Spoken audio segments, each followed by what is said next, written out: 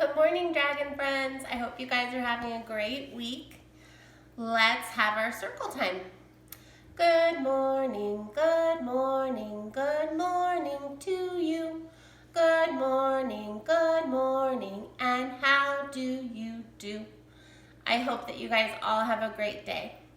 Let's start with calendar. Our month is April. Let's sing the months of the year to get to April. January, February, March, and April, May, June, July, and August, September, October, November, December. These are the months of the year. Yesterday was Wednesday. Tomorrow will be Friday. Let's sing the days of the week to see what day it is today. Sunday, Monday, Tuesday, Wednesday, Thursday, Friday, Saturday. Sunday, Monday, Tuesday, Wednesday, Thursday, Friday, Saturday. Yesterday was Wednesday. Today is Thursday. Tomorrow will be Friday. Let's see. Yesterday was the 22nd day of April. So today is the 23rd. 2-3 is 23.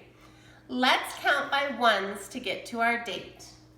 1, 2, 3, 4, 5, 6, 7, 8, 9, 10, 11, 12, 13, 14, 15, 16, 17, 18, 19, 20, 21, 22, 23.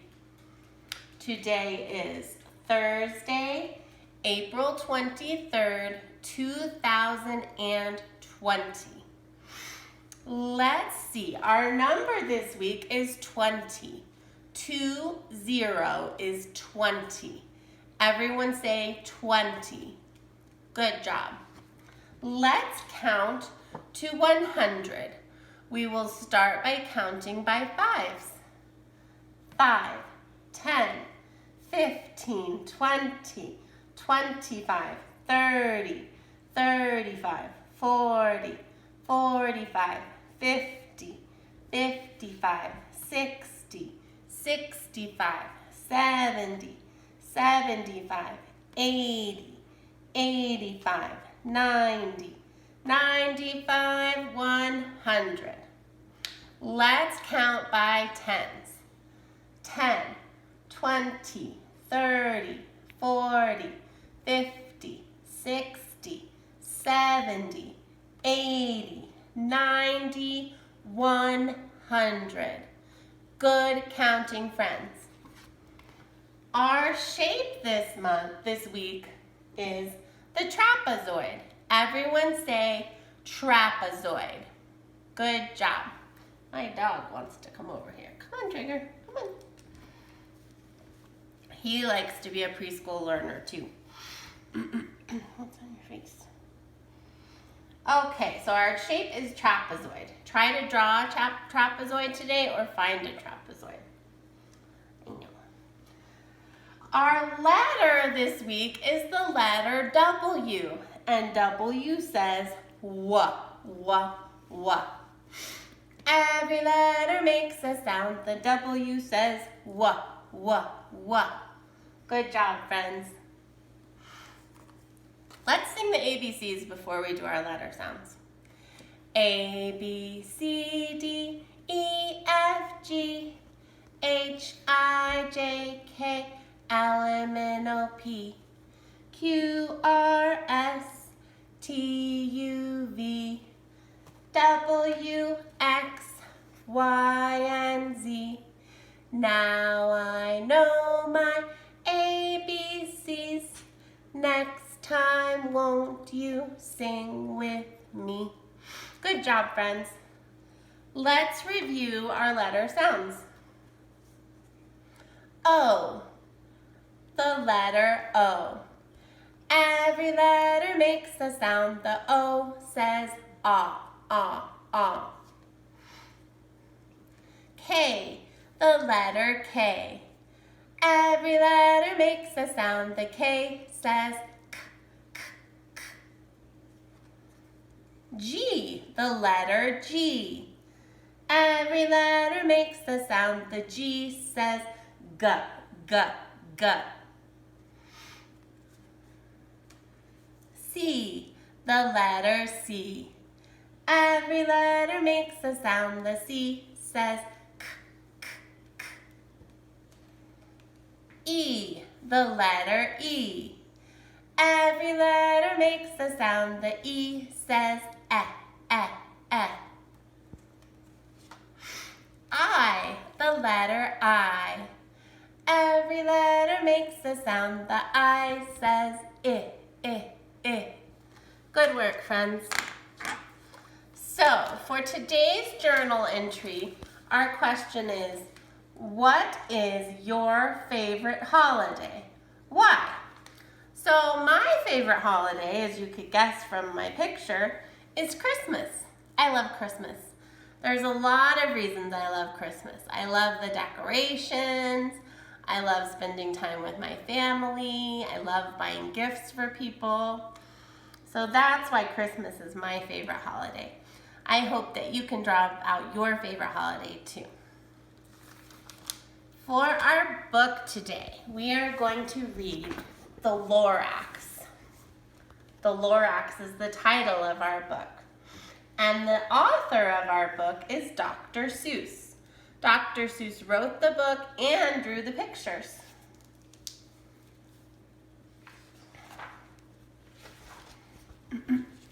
This is kind of a long book, guys. At the far end of town where the grickle grass grows, and the wind smells slow and sour when it blows, and no birds were ever singing, excepting old crows, is the street of the lifted Lorax. And deep in the grickle grass, some people say, if you look deep enough, you can still see today where the Lorax once stood, just as long as it could, before somebody lifted the Lorax away. What was the Lorax, and why was it there? And why was it lifted and taken somewhere? From the far end of town where the grickle grass grows, the old Onceler still lives here. Ask him, he knows. You won't see the Onceler, don't knock at his door. He stays in his lurkin on top of his store. He lurks in his lurkin, cold under the roof, where he makes his own clothes out of Miff Mufford Moof. And on special dank midnights in August he peeks out of the shutters, and sometimes he speaks and tells how the Lorax was lifted away. He'll tell you, perhaps, if you're willing to pay.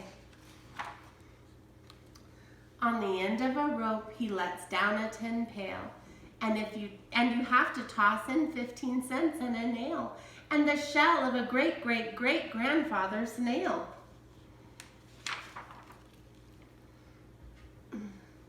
Then he pulls up the pail, makes a most careful count to see if you've paid him the proper amount. Then he hides what you paid him away in his snub, his secret strange hole in his grovulous glove. Then he grunts, I will call you by whisper-mophone, for the secrets I tell you are for your ears alone. Slurp, down slurps the whisper-mophone to your ear, and the old Onceler's whispers are not very clear, since they have to come down through a snurgly hose, and he sounds as if he has smallish bees up his nose. Now I'll tell you, he says, with his teeth sounding gray, how the Lorax got lifted and taken away. It all started way back, such a long, long time back. Back in the days when the grass was still green, and the pond was still wet, and the clouds were still clean, and the song of the Swami swans rang out in space. One morning I came to this glorious place, and I first saw the trees, the truffula trees, the bright colored tufts of the truffula trees, mile after mile in the fresh morning breeze. And under the trees I saw brown barbaloots frisking about in their barbaloot suits as they played in the shade and ate truffula fruits. From the ripulous pond came the comfortable sound of the humming fish humming while splashing around. But those trees, those truffula trees. All my life I've been searching for trees such as these. The touch of their tufts was much softer than silk, and they had the sweet smell of fresh butterfly milk. I felt a great leaping of joy in my heart. I knew just what to do. I unloaded my cart. In no time at all, I had built a small shop, and then I chopped down a truffula tree with one chop. And with great skillful skill and a great speedy speed, I took the soft tuft and I knitted a thneed. The instant I'd finished, I heard a gazump. I looked, I saw something pop out of a stump. Of the tree I chopped down, it was sort of a man. Describe him, that's hard, I don't know if I can. He was shortish and oldish and brownish and mossy, and he spoke with a voice that was sharpish and bossy.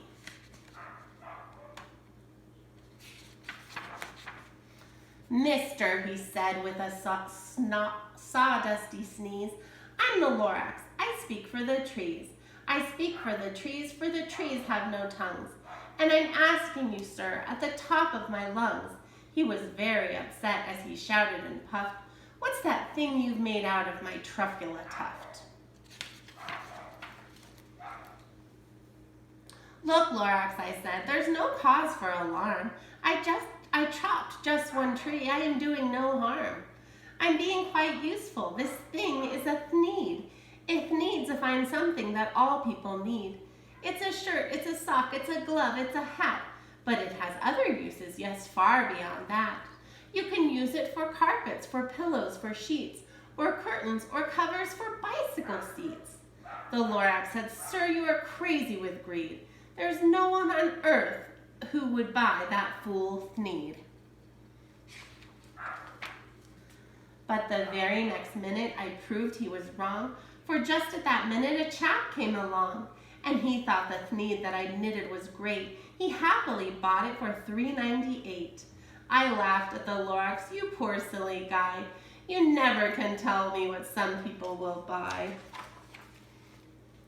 I repeat, cried the Lorax, I speak for the trees. I'm busy, I told him, quiet if you please. I rushed across the room and in no time at all built a radio phone. I put in a quick call. I called all my brothers, my uncles and aunts. I said, listen here. Here's a wonderful chance for the whole Onceler family to get mighty rich. Get over here fast. Take the road to North Snitch. Turn left at Weehawken Sharp, right at South Stitch. And in no time at all, the factory I had built, the whole Onceler family was working full tilt. We were all knitting thneeds, as busy as bees, to the sound of the chopping of truffula trees. Then, oh baby, oh, how my business did grow. Now chopping one tree at a time was too slow, so I quickly invented my super axe hacker, which whacked off 4 truffula trees at one smacker. We were making thneeds 4 times as fast as before, and that Lorax, he didn't show up anymore. But the next week, he knocked on my new office door. He snapped, I'm the Lorax, who speaks for the trees, which you seem to be chopping at as fast as you please. But I'm also in charge of the brown barbaloots, who played in the shade in their barbaloot suits, and happily lived eating truffula fruits. Now, thanks to your hacking my trees to the ground, there's not enough truffula fruit to go round, and my poor barbaloots are getting the crummies because they have gas and no food in their tummies. They loved living here, but I can't let them stay. They'll have to find food, and I hope that they may. Good luck, boys, he cried, and he sent them away. I, the Onceler, felt sad as I watched them all go. But business is business, and business must grow, regardless of crummies and tummies, you know. I meant no harm, I most truly did not. But I had to grow bigger, so bigger I got. I biggered my factory, I biggered my roads, I biggered my wagons, I biggered the loads of the needs I shipped out. I was shipping them forth from the south to the east, to the west, to the north, to the south. I went right on biggering, selling more needs, and I biggered my money, which everyone needs. Then again he came back. I was fixing some pipes when that old nuisance Lorax came back with more gripes. I'm the Lorax, he coughed and he whiffed, he sneezed and he snuffled, he snargled, he sniffed. Onceler, he cried with a crufulous croak, Onceler, you're making such smoggleless smoke. My poor swammy swans, why they can't sing a note. No one can sing who has smog in their throat. And so, said the Lorax, please pardon my cough. They cannot live here, so I'm sending them off. Where will they go? I don't hopefully know. They may have to fly for a month or a year to escape from the smog you've smogged up around here. What's more, snapped the Lorax, his dander was up. Let me say a few words about gluppity glup. Your machinery clugs on day and night without stop, making gluppity glup and schloppity schlop. And what do you do with this leftover goo? I'll show you, you dirty old Onceler man, you. You're glumping the pond where the humming fish hummed. No more can they hum, for their gills are all gummed. So I'm sending them off. Oh, their future is dreary.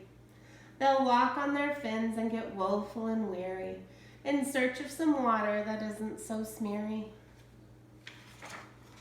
And then I got mad. I got terribly mad. I yelled at the Lorax, now listen here, Dad. All you do is yap yap and say bad, bad, bad, bad. Well, I have my rights, sir, and I'm telling you, I intend to go on doing just what I do. And for your information, you Lorax, I'm figuring on biggering and biggering and biggering and biggering, turning more truculent trees into needs, which everyone needs.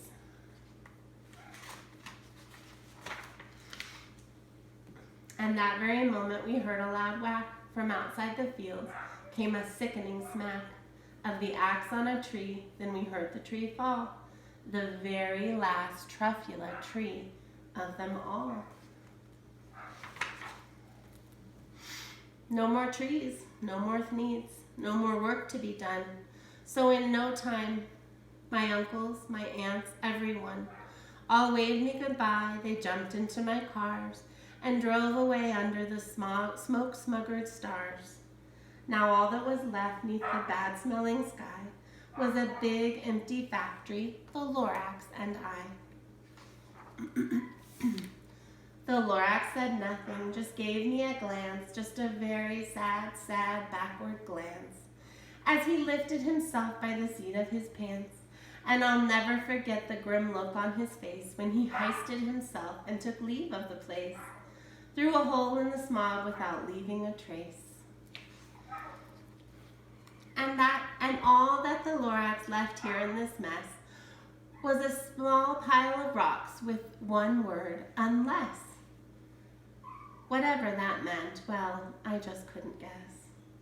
That was long, long ago, but each day since that day, I've sat here and worried away.